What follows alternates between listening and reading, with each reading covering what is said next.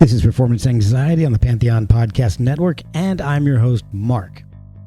Today's guest makes me feel liked. I was fortunate enough to talk with actor French Stewart, and it wouldn't have happened without the kindness of two wonderful people, Laurel Green and Matt North. Thank you both so much. French's story is wild. His acting stems from a mix of a high school elective and having a con man for his biological father. He had no idea he was going to college, let alone for acting, until his mom told him so. But his talent shone through, and soon he was in LA doing Professor Bodywise's traveling Menagerie. French reveals how he got his SAG card, got fired from that job, rehired, pulled over in the Flintstone mobile, and then got fired again. He did a lot of work prior to his big break, like the Stargate movie, the new WKRP in Cincinnati, and Glory Days.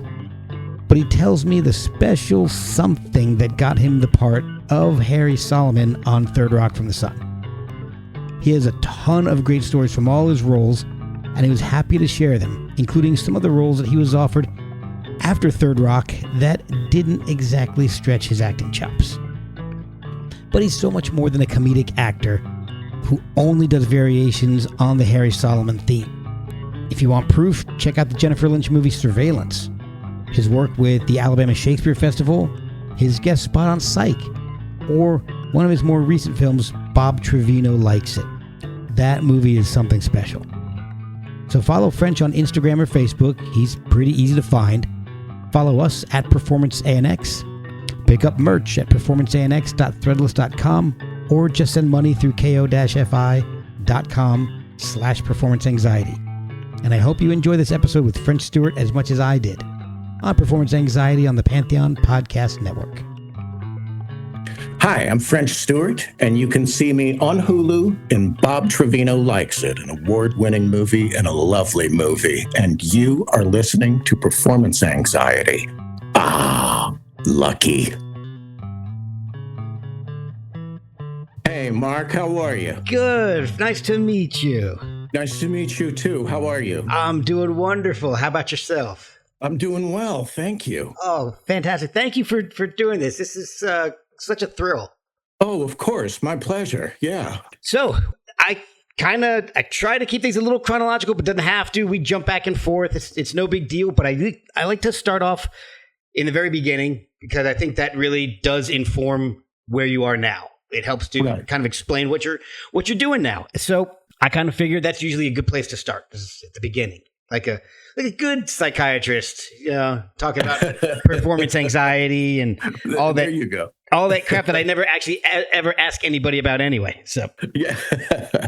And before we jump into anything, I do want to thank Matt North and Laurel Green for the connection. They're just amazing, and it's just so awesome to speak with you. Thank you, guys. They are fantastic people. Laurel Green is one of the best actors I've ever met in my life. Yeah.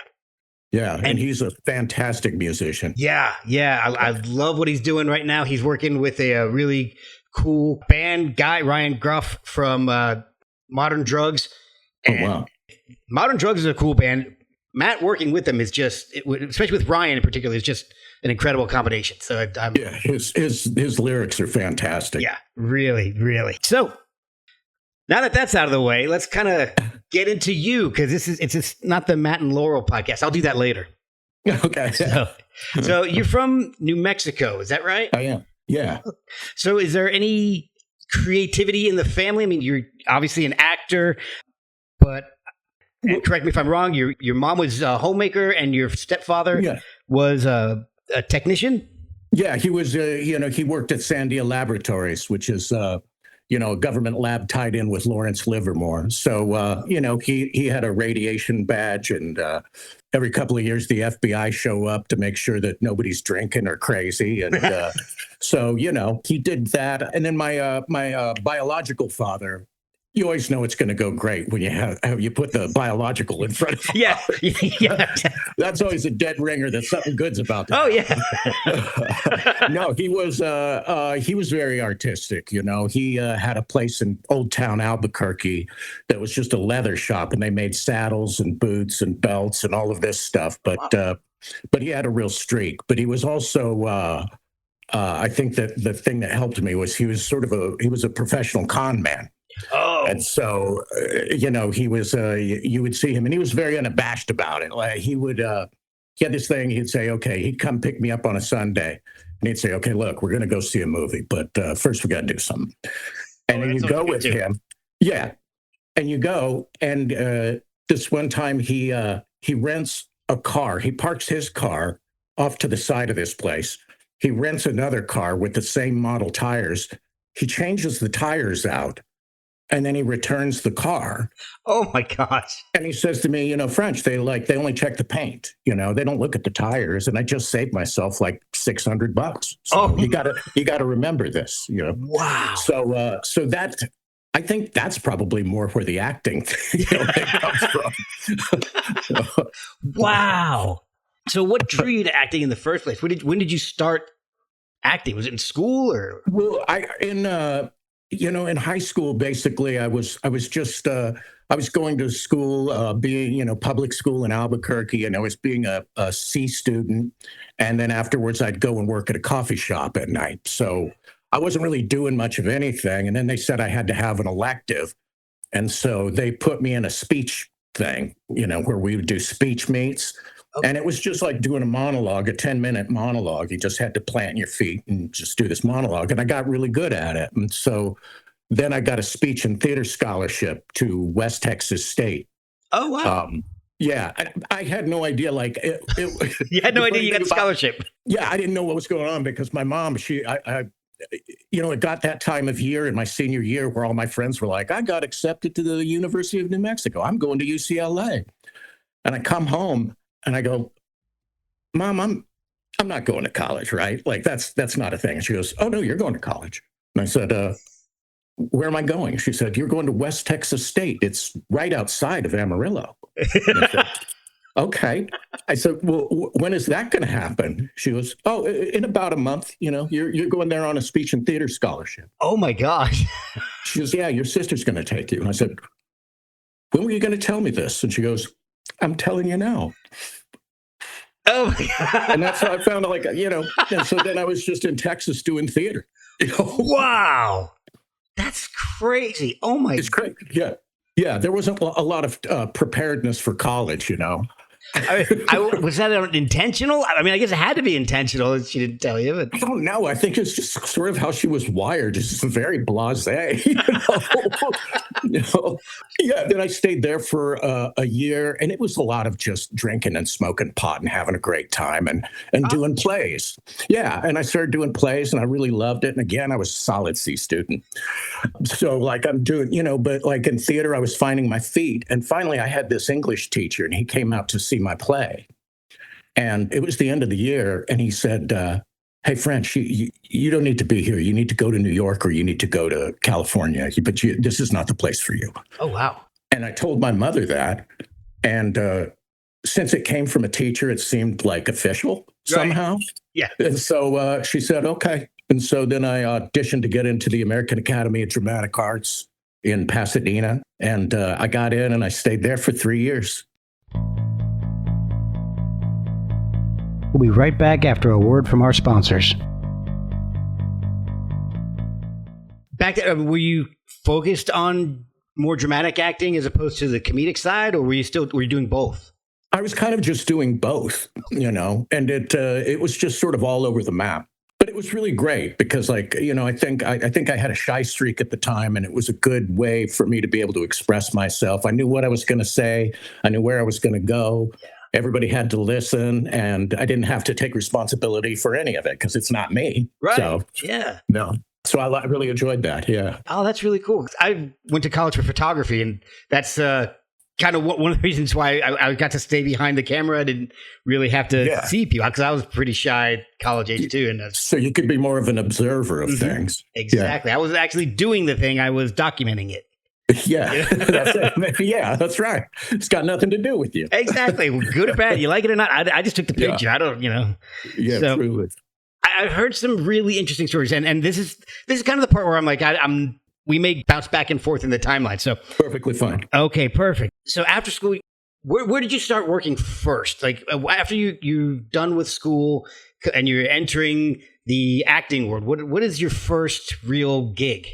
Okay. Well, I had, my first actual job. I got to, it was doing theater, professional, like equity theater at South Coast Repertory, which was a really good theater in Southern California. They had won the Tony for regional theater, and they were just always putting out great stuff. So it was really nice. But a lot of it was just going, keeping my chops up by going into some 99-seat dump in Hollywood and doing a play. That's kind of how I met Laurel, Okay. But along the way, what I was doing to just make a living was I auditioned for this children's theater troupe that was sponsored by Kaiser Permanente. Okay. And it was called Professor Bodywise's Traveling Menagerie. And it's basically, it's brush your teeth, don't do drugs, get some exercise, eat good food, don't smoke, that type of thing. Okay, so like a slim good body, but without the naked suit. That's exactly what it is. Okay. But it's like they had $1 million budget. We got, it was the 80s. So in the 80s, we were getting paid like $680 a week. We had full medical insurance. It was great. Wow. And so, in the morning, I would be like, eat good food, brush your teeth, la-da-da-da-do-ah. And then I'd go home.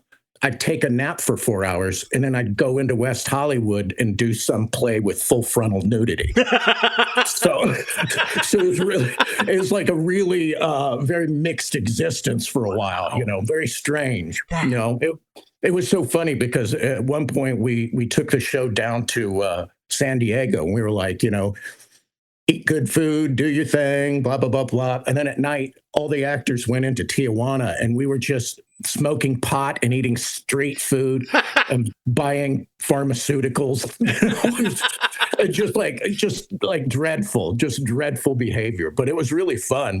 I did that for about 6 years. Oh, so you just had to balance everything out, Yeah, you broke your existence into 2 days. There was the morning with the kids where you're getting up at like 5 and you're doing 3 shows. You're done by noon or 1. Then you take a nap, and then you got your nightlife. Yeah. So, oh, wow. It was a lot of fun, though. It was a lot of fun. 6. That's awesome. Getting paid well. You got your insurance. What's not to love about that? No, it was great. It was a great job. It was a great setup for me, and so I milked that for a really long time. So, I heard an interesting story. Read in doing the research of how you got your SAG card. It's just, so it was like a Hanna-Barbera type of show. Yeah, it was. It was basically, I would do costumed characters. We would go to various convention centers or whatever, and I would be any one of the Hanna-Barbera things. For a while, I was doing Yogi's Shaky Quakey Earthquake Simulator van. Oh my God. That sounds dangerous. Yeah, it simulates like a 8.5 earthquake. They just shake the kids around. Nice. That's good. So we were doing that, and I would be Yogi, and I'm just saying, come to the Shaky Quakey van. I don't have to say anything. They don't want you to talk. So you're just doing that. And they get in the van, and then it was so hot. It was August in LA, and I was feeling really sick, and they were shaking me around, and finally, I thought I was going to throw up, so I ripped my head off in front of the kids, and I threw up in my head, and then they fired me. And then they brought me back later because they were missing somebody, and I ended up going to the La Brea Tar Pits, and it was the so-and-so anniversary of the Flintstones, and we had the Flintstone mobile there. Oh, awesome! And my job was I was like Scooby-Doo, and I was to walk around with a little person, and it was a Scrappy-Doo, and we'd hold hands and walk around, and then after the party, we're done. And they give us all a bottle of wine, and we're sitting in the Flintstone mobile, and we're just sort of like riding around in circles. And the guy goes, take it out onto Wilshire. Let's take it out onto Wilshire. It'd be a great story. So the minute I get this thing, I get it out onto Wilshire, and it immediately feels bad. And then I just hear, whoop, whoop, whoop. And we turn around, and there's just full security because there'd been some big event. Yeah. And the guy walks over to me, and he goes, I know what you think. You think that this is hilarious, and you're right. But now you're going to put this thing back where it belongs, or we're going to impound it. Oh. And I thought, and so then I got fired again. But they did have me come in and do like a voiceover for one of their Sunday morning shows, and that's how I got my SAG card. So, oh, cool. Yeah, because I was in the costume, but then I was also doing the voiceover. So at that point, you just had to be able to say words, and then you get your SAG card. Okay. But, yeah. I mean, that's such a milestone. It's just such a strange thing that you have to do. It's it's an impossible thing. Yeah. Because you can't work without it, but you can't work if you don't have it. Yeah. So it's I want to say only Hollywood, but now I'm pretty sure the government says that way too. But yeah, I'm sure. So you're obviously the most well-known role you had was in TV. But that wasn't your first TV job. So, and I kind of remember this show, the new WKRP in Cincinnati. Yeah. I kind of remember that. I remember seeing the original one in syndication. I'm pretty sure I saw this. So was that just like a regular audition, or how did that come about? I was auditioning a lot at the time, and I went in and I auditioned, and then they came back and they said, well, we want to test you for it. Okay. And so I was like, cool. And so they tested me for it. And like, I was just packing up my stuff afterwards. And the casting woman said, you got it. You got it. Nice. And it was huge because there was going to be 24 episodes. It's going to get $7,000 an episode. Oh, wow. And this is like, this is early 90s. Yeah. But it was a cheesy version of the original, It was like they had some of the original people, and then they also had like Tawny Katane, And so it was wild. But it was sort of, there was a weird overlap. That's where show business was still like, it was a little wilder than it is. I mean, I like one of my first days, like I guess Burt Reynolds had directed one the previous year, but then he got in trouble because he like punched the DP or something. Like people were still punching each other. I could get like, if I was tired, I could get cocaine at craft service. Oh my God. That's Wild West. That was an eye opener. Yeah. Yeah. Yeah. Tawny Katane, one day she got mad because she had asked for a toaster and I didn't have a toaster. They brought her a toaster oven and she hated it. And so she picked it up by the cord and she started whipping it around her head like Xena. And she just smashes it on the ground. What? And then just like she goes back to her trailer and everybody act like nothing happened. They just like sweep it up, then it's gone. And then we just kind of moved on. Oh my God. It was really fun though. There was still, it was shot over at CBS Radford. And so there was still Gilligan's Lagoon was still over there. Oh. And so at lunch, all the grips would go smoke pot at Gilligan's Lagoon. It was really fun. Hey, no better place to do it, right? Man. Yeah, hey, why not? So you played DJ Razor D. It was a monk turned DJ? That's an interesting... Yeah. It made no sense. And it was weird because it was one of those things that it was a syndicated show. It wasn't on any network. And so it would show up 2 p.m. on a Sunday, right? Something like that. It was like, and it was just a mess. But every now and then, Howard Hessman, he'd come in and he'd direct an episode, and and all those guys were really great. I really enjoyed them. It was a fun time to be young too. I was smoking a considerable amount of pot at the time. Yeah. And my trailer was hooked up to all the other trailers, like all the guest stars. Okay. But I had like the air conditioning like control. And so after a show, I was just sitting there and I was smoking, like I was doing a bong load. And then I get a rap on the door and I open it up and one of the producers says, "Hey, French, you smoking a little bit of pot?" And I said, "Yeah." And they said, "Okay, well, here's the thing. You have when you turned on your air conditioner, you basically just smoked out all the guest stars, just everybody. Old people, the school room, like the kids' room that was in there. Everybody got it. So it was a learning experience." Wow. I bet that really was the chillest episode ever, though. Oh my God. Poor behavior. So you also appeared on some amazing shows like Seinfeld, Larry Sanders Show. Yeah. But your first movie was Stargate? Yeah. Okay. Can you remind me? At what point in the timeline is this? This is after the new WKRP? This was Stargate was. I think it would be a little bit after WKRP and right before Third Rock. I think around in there, like early 90s. Okay. When you're approaching that, do you have to approach a movie role different than a TV role? You just have more time. That's the thing. Like with TV, if you're going Monday through Friday schedule, you do a read through on Monday. The next day you rehearse half a day and do a producer run through. Then the next day you do a studio run through. Then the next day you camera block it. And the next day you shoot in front of an audience. So you've got 5 days to get there. And the script is just changing every day. It's changing while you're doing it. Wow. It's just constantly changing. And so, it's very difficult that way. Whereas a movie, you've got the script a month ahead or whatever, and you know what you're going to do. They take more time with it, and so it's a little slower pace.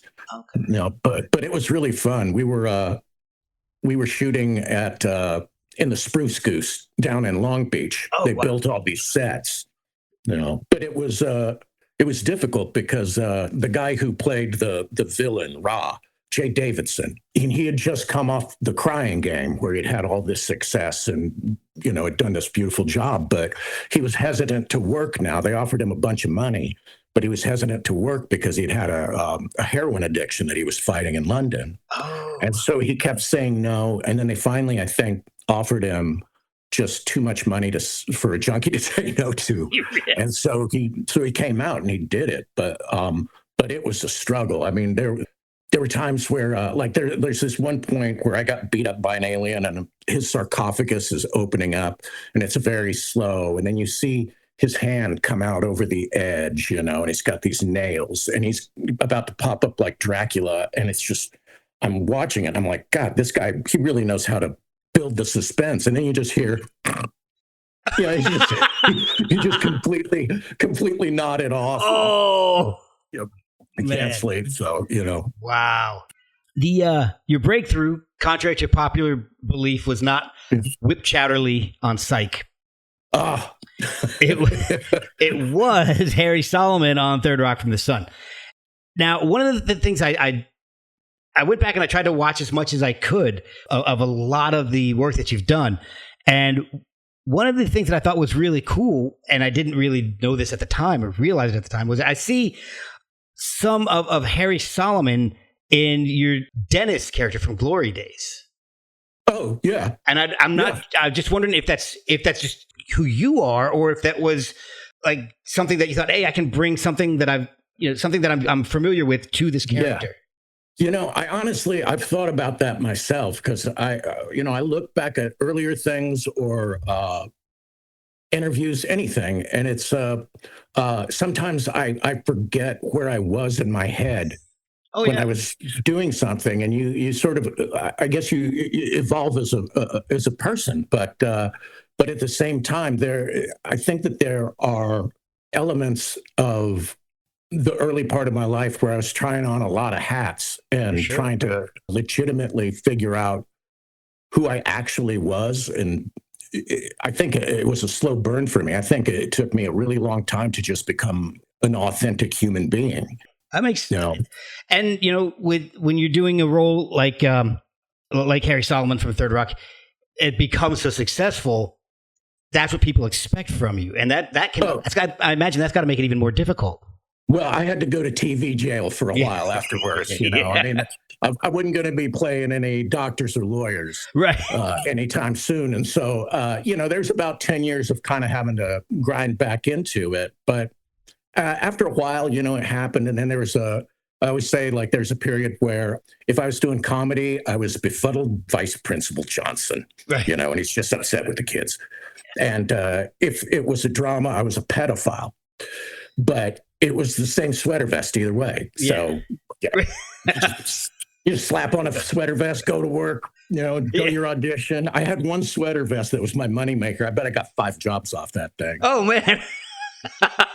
I still have it. I was going to say that should be framed behind you. Yeah, no, the pedo sweater. Yeah. The pedo sweater. I like that. Pedo sweater. So, Third Rock did do some good things. I mean, but it opened the door to that Clamato job. Oh yeah. I was the national spokesman for Clamato. Which is not a disease; it's a drink. It's 4 out of 5 people suffer needlessly. No, they would have me go do events too. So I had to do talk shows, you know? Wow. And I said, well, I mean, this is like selling prunes. So I'm going to have to be able to, I gotta make fun of it too. Yeah. And they were like, yeah, sure, go ahead. And so then I guess I was on Letterman or Conan or something. And I said that it had so much sodium in it that you better take your jewelry off before you drink it because your hands are going to swell up. And they didn't like that. Oh. And then they didn't like it when I said it tastes better if you put a bunch of vodka in it.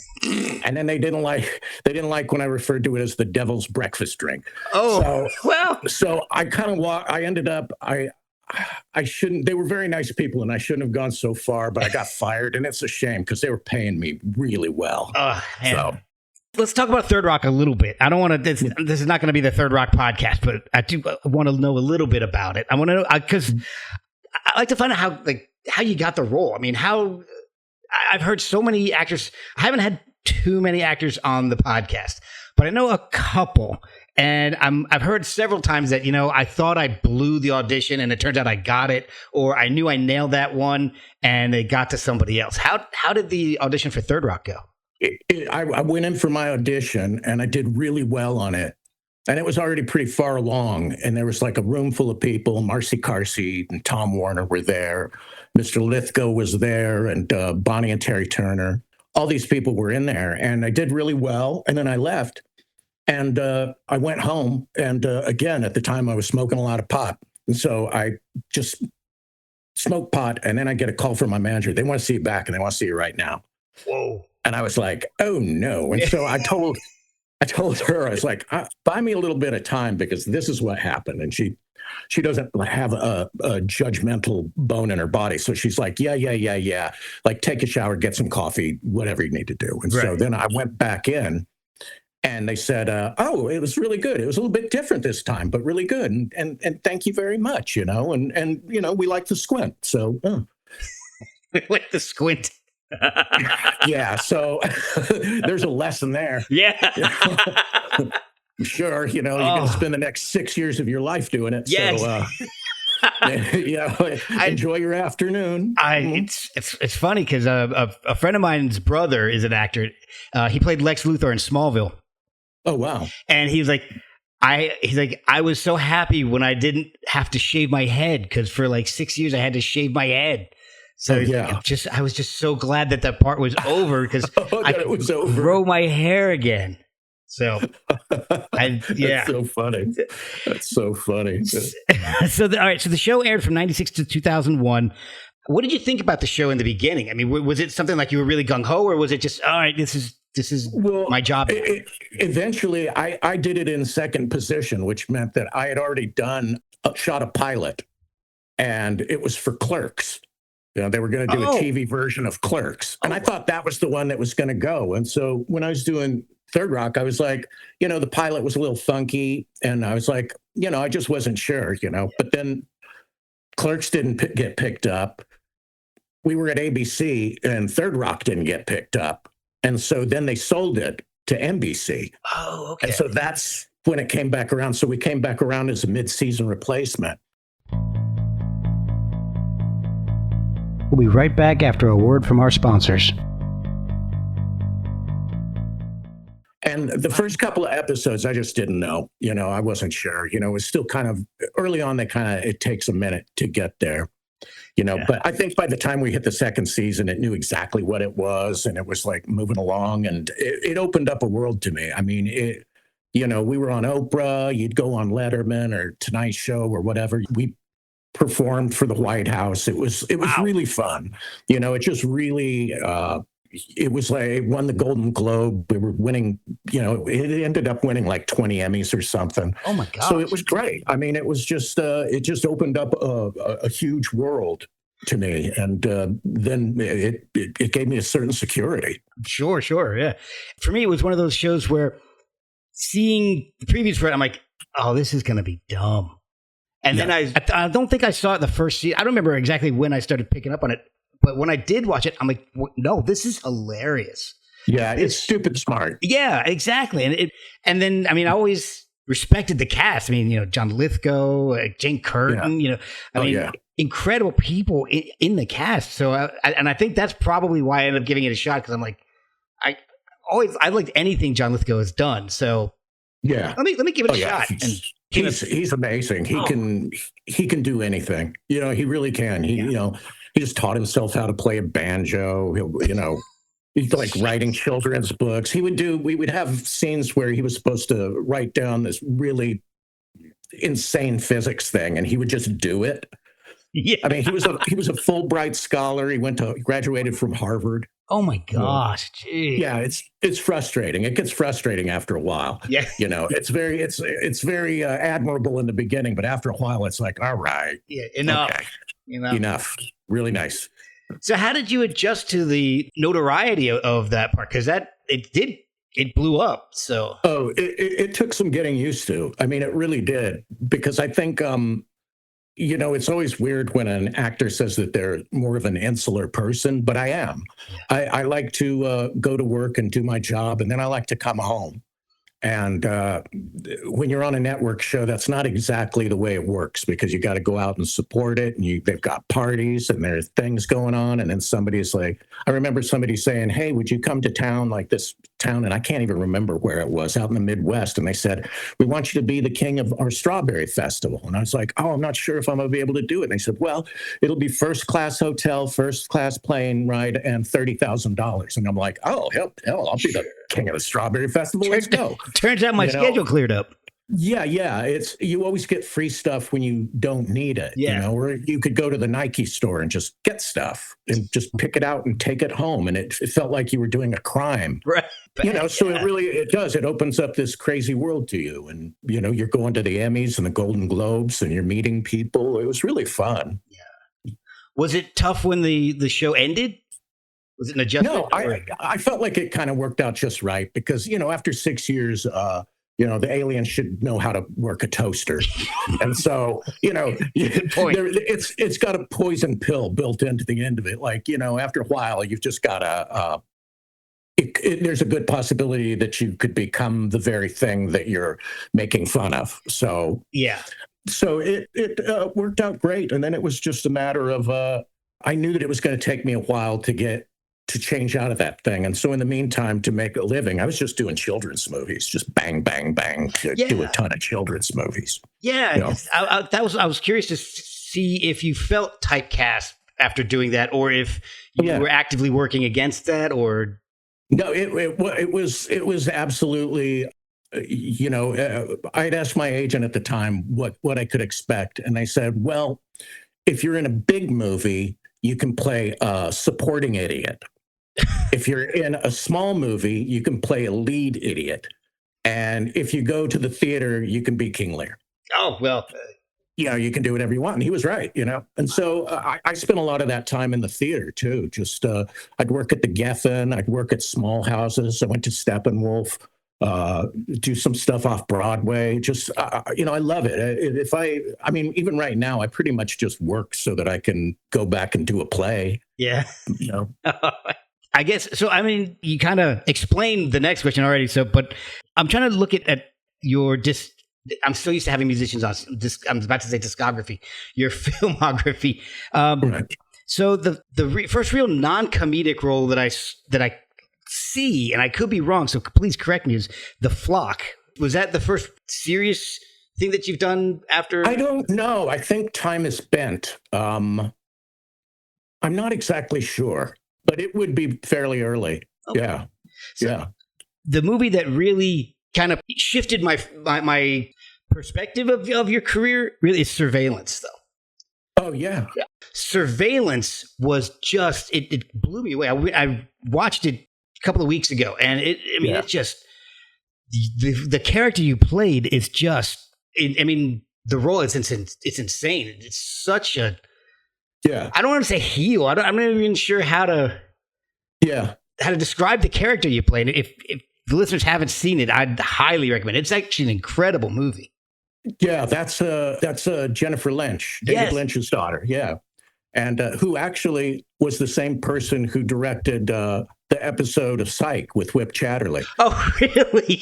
I didn't know that. Oh my God! Isn't that crazy? She's got some crazy skill, but she's she was very good about casting people out of type, you know. And I went in, I had a meeting with her, I read, and she was like, "Oh, this will be a great surprise." And so she cast me. She cast Sherry O'Terry, who's wonderful in it too. Yeah, you know, and it was just great. We went up to Canada to a city called Regina, the city that rhymes with fun.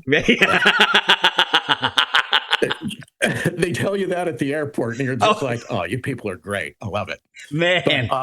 But it was just it was really great experience, and it's a real cool little movie. It is. You can feel the Lynch kind of bloodline in there, but it's not a David Lynch style movie. It's definitely got she's got her own approach, and she is fantastic. She's a big, like, she's just a pirate. You know, really? she's really beautiful, but she's also got this, like, she can run a pirate ship, which is what a movie set is. And she's just great. She'll tell the dirtiest jokes you've ever heard in your life, and they're hilarious. She's just so funny. I love her. I just love her. Man, I honestly, that was really the first movie that I ever saw from her. And I, again, didn't realize she had directed that episode of Psych. So yeah, she used to direct a couple of them. I thought, like, you know, Rodet and Dule, they loved her. I'm going to have to go look at more of what she's done, because everything has just been amazing. I've loved, whether I knew it was her or not, I've loved her stuff.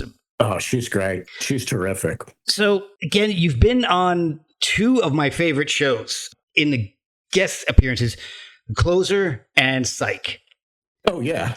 And so we talked a little bit about Psych. That episode is in my top 2 or 3 of every season they've done. We watched that show from the beginning to the end. We've seen every episode, the movies. Absolutely adore that whole series. It's fantastic. It's so good. Your episode, like I said, ranks up top 3. I mean, American Duos might edge it out, but yeah. But Whip Chatterley, your character is amazing. Did they give you a lot of leeway with that character? Oh, it was like the easiest thing. Like, Jennifer just called me up and she said, "Hey, you want to do this thing?" And I read it and I was like, "Oh, this is fantastic." But I felt like, you know, and they'll let you off the leash. You can, like, improv a little bit, but it's also it was all there, and I felt like the tone was so clear. Yeah. And I'd seen the show before and really enjoyed it and loved the tone of it. And so I just felt like it was sitting right there, and all I had to do was just do it. It was like the easiest thing in the world. You know, it was just so easy. Everything about it. It would just be, we would just crack out takes, and then it was just, sometimes they come easy and sometimes they come hard. And that one was just joy. It looked so natural. It was, and we were just really enjoying our week. Yeah. You know, you shoot up in Vancouver, and all the guests are staying at the same hotel, and nice. all their regulars are just hilarious and fun. Dule, who's like just a world-class tap dancer, would lay down a piece of plywood late at night when everybody's getting tired, and he would just shred that thing. To see it up close is just insane. Oh. He is deeply talented, and Rodet is just so fun. You know, he's just so fun, and he's just, you know, you could pitch a line and go like, "Oh yeah, that."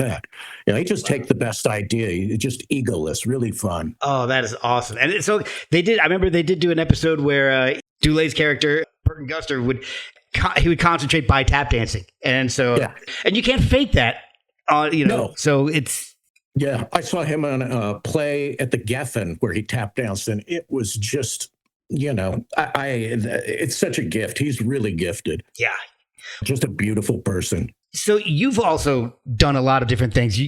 And I kind of wanted to find out, because I haven't had too many actors on, you've done a lot of different types of acting. So there's, you know, comedic, there's dramatic, you've done voice and Shakespearean, you've done some physical comedy.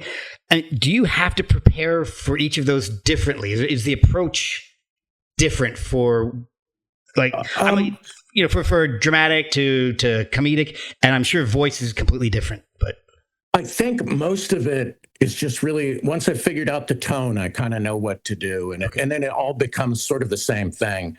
But for me, it's just grinding lines. You know, once I know my lines inside and out, and then, I mean, if I've done it enough, I've gotten ideas along the way. I'm also big on reading the script over and over and over and over again, because things just creep in. But really, largely the way I've always gone about things is that I'm a very pragmatic person. And so I always just I wanted to eventually have a car, a house, insurance, and, some leeway. Yeah. And so I never tried to sculpt a career or an image or anything. I always just took the best job in front of me. And if it was a good job, great.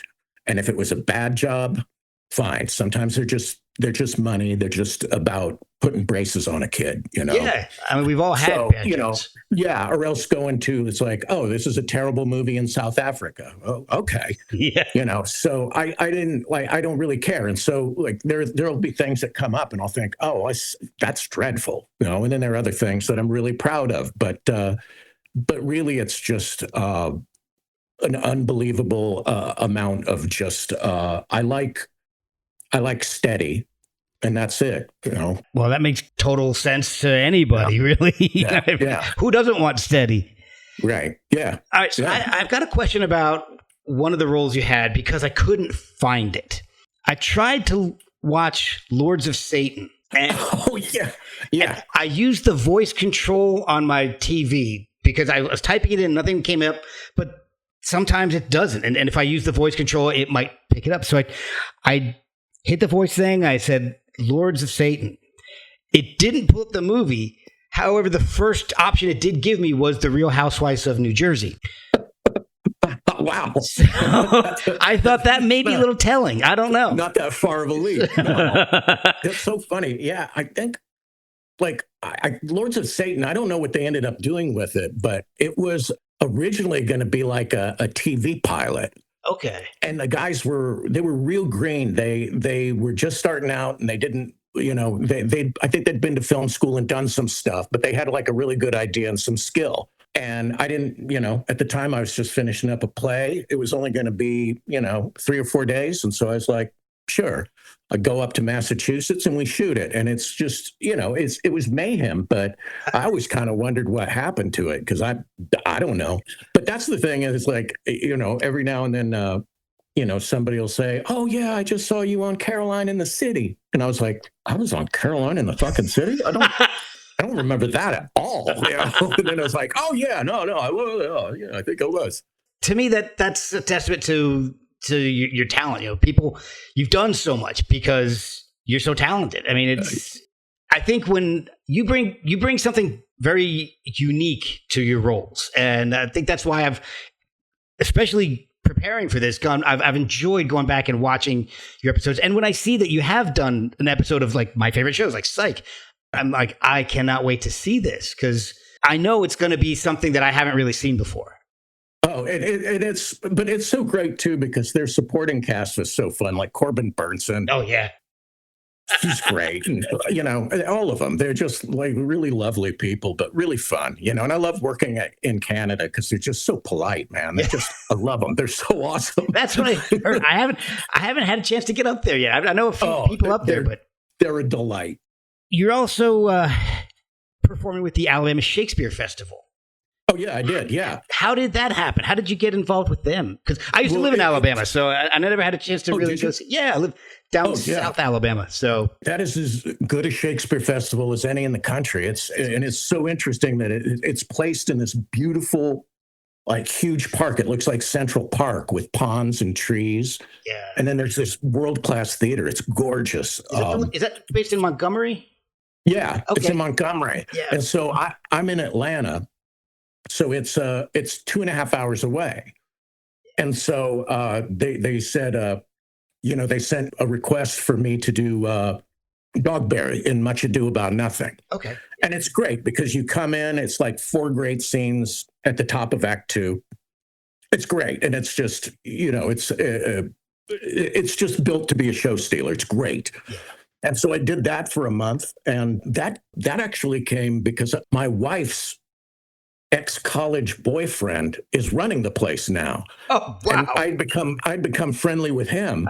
And so he was like, would you ever want to come out? And I was like, yeah, let's do it. And so we did it. It was beautiful production, beautiful, really beautiful. They bring down a bunch of Broadway actors and some people from LA and then mix them in with their locals. And it's just, man, it's magic. That place is great. That's fantastic. I used to go to Montgomery a lot and never had a chance to go see the Shakespeare Festival, but I may actually be down there in December. So I don't know when their season is, but I'm sure that's probably it'll be running. I think they've announced their new season recently, so you can just check it out and see if anything matches up. But they're great. They're really good about doing a couple of like light crowd pleasers, and then doing a Shakespeare, and then doing an original work. They've got 2 theaters. Both of them are beautiful. So there's something for everybody. It's pretty great. That is awesome. So at this point in your career, do you have a preference between doing something comedic or something dramatic? No, I've really been having a good time kind of mixing it up. Oh, good. Because the great thing about Montgomery being so close was that I would rehearse 6 days a week. And then on Monday, I would come in and I would shoot a scene. I had a small recurring on Tulsa Kings. Oh, okay. And so I would drive in and I do a scene with Kevin Pollak, and then go back and do this sort of broad commedia, driven Shakespeare, and then go back and do another scene. It was really great. So there's this great mixture. Oh, and in between, I'm driving from Alabama to Georgia, and it's just beautiful. Yeah, it's beautiful. It really. I mean, it's that area of the country tends to get a little bit of a bad rap, but there's some beautiful areas. Oh, it's gorgeous. Yeah. So I recently watched Bob Trevino Likes It. Yeah. That was an amazing movie. I was literally, I teared up at the end. It was just, it's funny because my wife and I watched it, and she's a huge Psych fan. She's probably a bigger Psych fan than I am. And we watched it, and she hated you. Absolutely hated you. We had to watch Whip Chatterleaf for her to like you again. Yeah, I know. I know. It's somebody had seen it. I was at a gas station, and some woman just went, "Hey, asshole!" What? I saw your movie, asshole. That's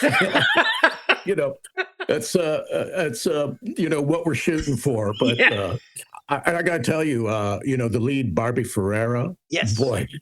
She is some kind of talent, and to sit there day after day and be mean to her. Oh, that had to be tough. Oh, it's terrible, because she's a delight. Yeah.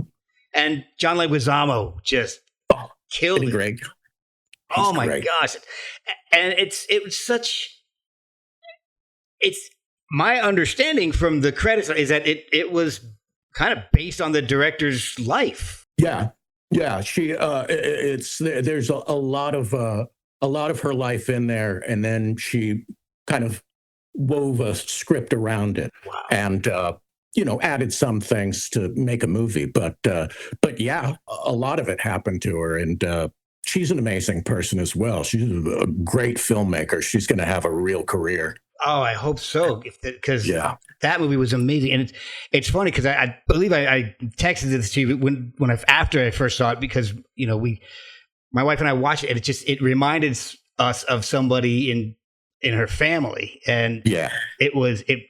I mean, to be 100% candid, it reminded Bob Trevino is a dad in the movie, and the character was very similar to my father-in-law.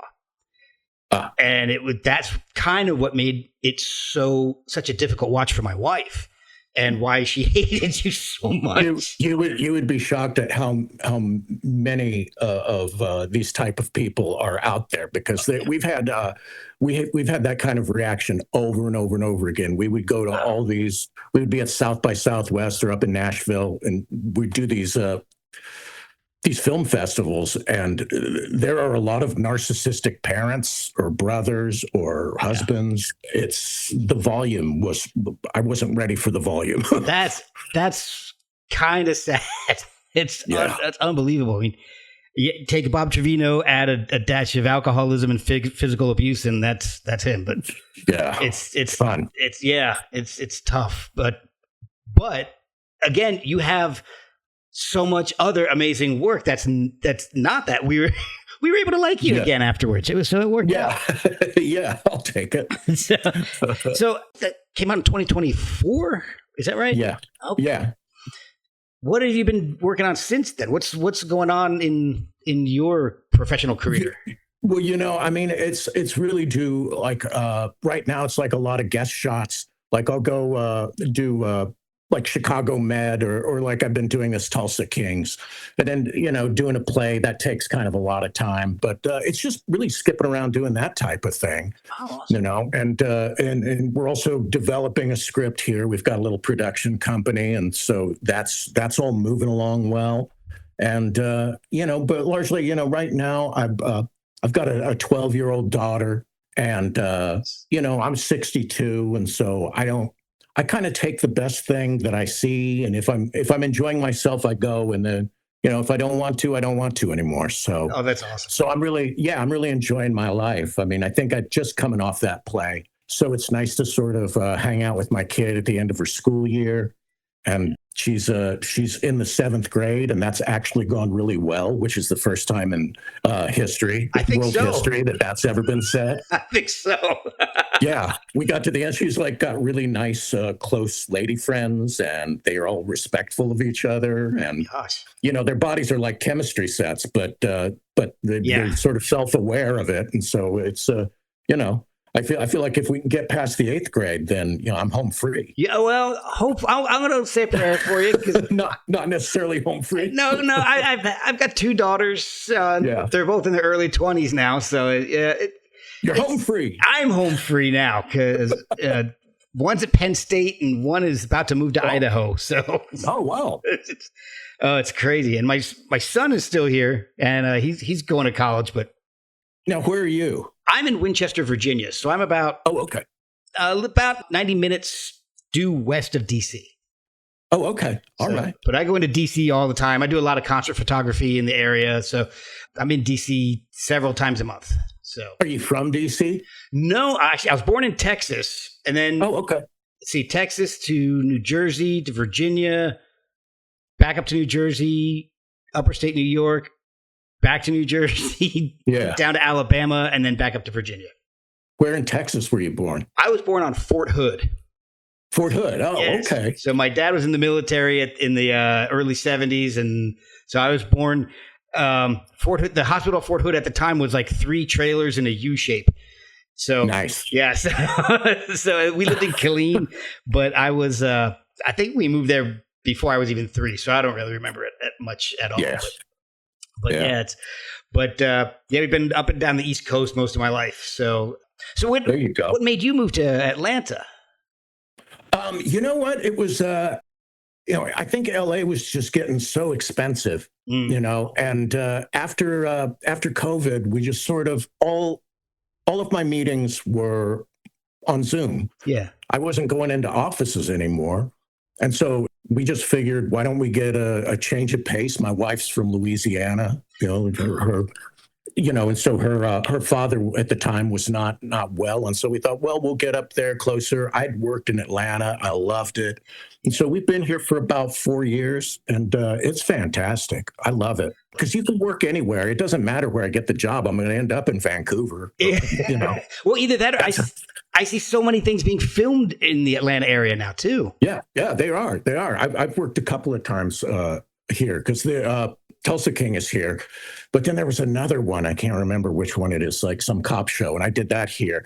But it's nice. I'm a big fan of the Atlanta airport. It wasn't live PD, was it? What? You weren't on live PD or anything like that, was? No. Okay. No. What was it? I just want to make sure you're not on one of those body cam footage shows.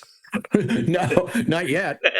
There's still hope. Coming. Yeah, I know. I think early on I got offered one of the early seasons of Surreal Life.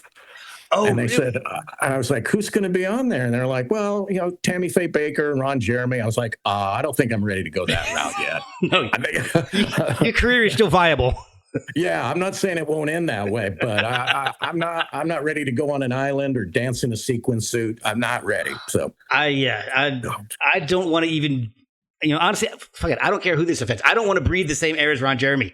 I don't want to catch whatever he's got because there's something. Hey, it's understood. Yeah, and he and Tammy Faye ended up being best of friends. And I'm like, well, I guess that sort of makes sense. But well, again, that evens it out. Doing the children's evens it out somehow. Doing the children's show and then going to Tijuana. That's right. So, if both of you are the same, one of you is necessary. Exactly. Oh, that's awesome. Well, I'm really. I haven't seen Tulsa Kings. It's one of those shows. I've got to find time. Much like you, I'm sure I've got about 7,000 things I'm working on all at once. So, there are a million shows that everybody's like, oh, it's fantastic. It's been on the air for 13 years and I haven't seen it. It's just so much to consume. It really is. And it's not like, when we back in Third Rock, you had like 7 channels, Yeah, no, that's exactly it. It was when the big 3 was still kind of the big 3. Yeah. But, the weird thing is that now I'll turn it on TV and I'm like, all I seem to want to do is watch movies about cults. and weird behavior. Oh my God. It's like, oh, we've got a new cult. Fantastic. What are these guys up to? Oh no. I'm telling you, it's the same. My day job is pretty monotonous. And so I listen to a lot of podcasts. And all I end up listening to is like true crime. Yeah. It's ridiculous. And then I come home.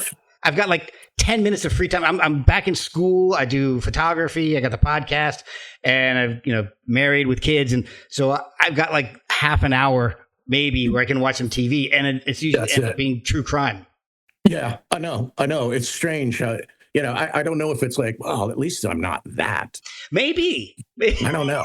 But it's a fascination. It's so stupid. It really every is. now my wife will be like, I found something. Oh, they thought a flying saucer was coming for them. Perfect. Let's see. Let's see what these bald lunatics are up to. See, I get the opposite. My wife's like, oh my gosh, it's either true crime or like World War II stuff. So she's like, hey, I found this ridiculous game show on BBC. Let's watch that. I'm like, okay. That's a little different. I can. Yeah, I know. So it's true. Well, I'm taking up a bunch of your time. I wanted to. Oh, pleasure. Thank you for doing the podcast. I'm really looking forward. I'm going to keep an eye on what you're up to. What's a good way for people to follow what you're up to? Is there a social media presence or website? Yeah, I keep it minimal, but I'm on Instagram. And I'm on Facebook. I got off Twitter, but anytime there's something big coming on, I'll put it on there. But mostly I just mind my business. Yeah. You know what? It's awesome that you can do that because everything is just right now. It's about constantly making content. And even with doing this podcast, it's like I've got to do way more than I really want to promote these things. Yeah. It's a lot. It's a lot of work, isn't it? It really is. And I kind of sometimes I just want to put it out there and just let it do what it's going to do. And that's what I end up doing a lot of times. But yeah, it's weird because you end up scrolling through stuff and it just feels like an uncurated video magazine that's just gone berserk. Yeah, it's crazy. But also like the anonymity of it means that people get to explode their id all over the universe, under the name of, Lettuce Man 35 or, I don't answer anybody that doesn't have a name. Yeah. I just ignore it. It's funny because I'll post this stuff and I'll leave comments open for people to talk about how much I suck as a host or, how stupid my question. Yeah. It's always that. It's never, hey, this was great. It's like, why didn't you ask him this question? Or why didn't I don't, because that's not what I was interested in. This is if you want to do this, you go out and get your own podcast. And that's exactly right. You do it. So, but it's always, I always kind of feel like if I turn the comments off, that'll piss even more people off. So maybe I should do that.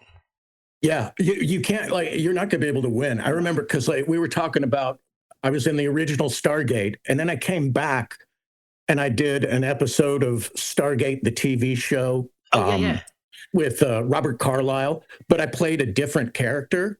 And you would you would have thought that I set the house on fire. Like, you would have thought, like, nerds came out of the woodwork and they were so mad at me. They're just like, well, what are you're messing up the universe. You had one job. You have to stay that guy. You could be that guy. You can't be that guy too. And I'm like, I don't care. I'm sorry. What is it about science fiction that people get so upset about? They go crazy. It's like, all right, Stargate, Star Wars, Star Trek. Oh, all that. I'll go to a signing show sometimes, and you meet people, and a lot of these people, they're like, there's a good dose of them that are on the spectrum. Yeah. And they have a skill set of knowing way more about your life than you can even remember. And they try and engage you, and they're ultimately really disappointed that you don't know anything about yourself. Yes. Or the people you've played, or what any of it. It's really interesting. Oh my gosh, that's got to be crazy. I'd imagine that's got to be upsetting. I mean, and I'm sure it happens with the Marvel universe and DC. Oh yeah, it's insane how invested the people who were watching this get. They're more invested than the people who create it. Yeah, it's so true. It's so true. They're and they're sort of the gatekeepers of this thing, and so it's more often than not they know more about it than the creator. And so what are you going to do? But you'll go to those signing shows, and they're really interesting because it's just table after table. It's like you're sitting next to the original cast of Dukes of Hazzard or something. And there's just a lot of cash flying around for pictures and autographs. Yeah. And at the end of the weekend, you're walking away with like a stunning amount of cash, just cash. And you put it in a duffel bag and you go through the airport and you put it through the machine. And as long as it's not metal, nobody asks any questions why you have that much cash in a bag. It's so disconcerting. It's like, aren't you wondering what I've been doing? Yeah, I mean, really. Oh my gosh, that's crazy. Bizarre. But I can't take out money to buy a car without having to answer 9 pages worth of paperwork. That's exactly right. Yeah. Ridiculous. That could be a whole nother podcast, I'm sure. Yeah, truly is. This has been wonderful. I've been looking forward to this for a long time. Thank you so much. It's been a pleasure. Well, thank you. It's been a pleasure talking to you. And we'll have to do it again.